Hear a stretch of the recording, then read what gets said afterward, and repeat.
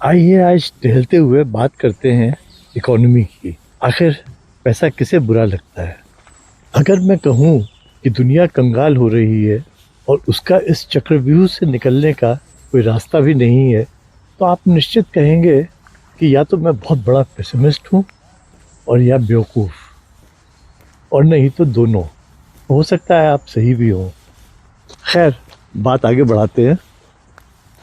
मेरे ख्याल से ह्यूमन एक्सप्लॉयटेशन के बिना पैसा बन ही नहीं सकता, और इसीलिए आज पैसा एशिया में बन रहा है, जहाँ गरीबों के खून पसीने से पैसा निकलता है। यूरोप में आज इकोनॉमी स्ट्रगल कर रही है, क्योंकि वहाँ उन्होंने गरीबी ही हटा दी।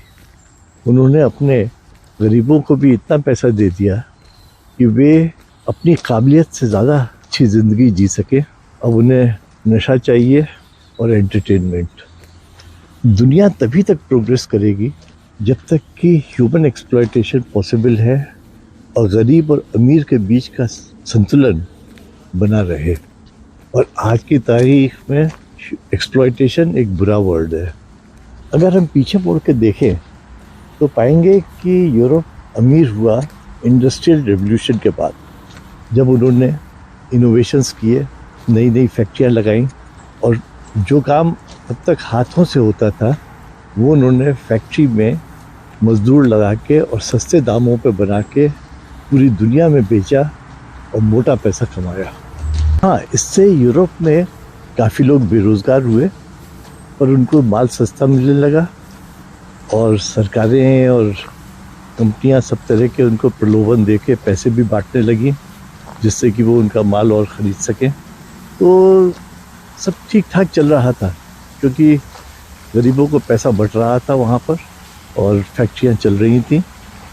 फिर जल्दी ही संतुलन बिगड़ने लगा, क्योंकि फैक्ट्री के मज़दूरों की तनख्वाहें बढ़ती गईं और फिर वहाँ भी माल बनाना महंगा हो गया।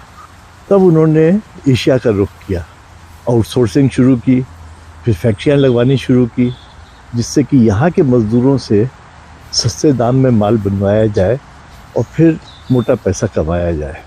और ये सब ठीक चल भी रहा था, पर दिक्कत तब शुरू हुई जब वो अपने इंटेलेक्चुअल प्रॉपर्टी राइट्स को प्रोटेक्ट नहीं कर पाए।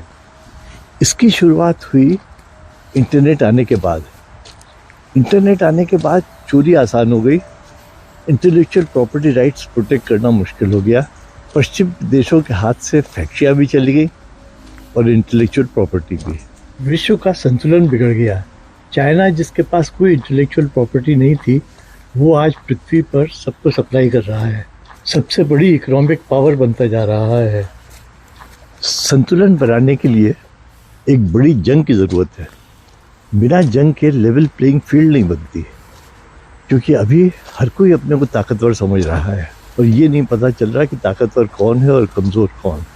तो एक डिफाइनिंग लड़ाई होगी, तभी ये तय होगा कि कौन सही में ताकतवर है और फिर से ताकतवर और कमज़ोर के बीच संतुलन बन सके।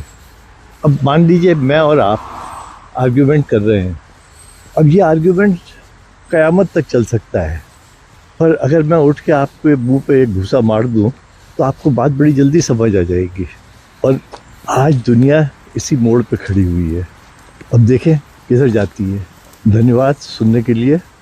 Please like, share and subscribe my videos and my channel for more such content. Thank you.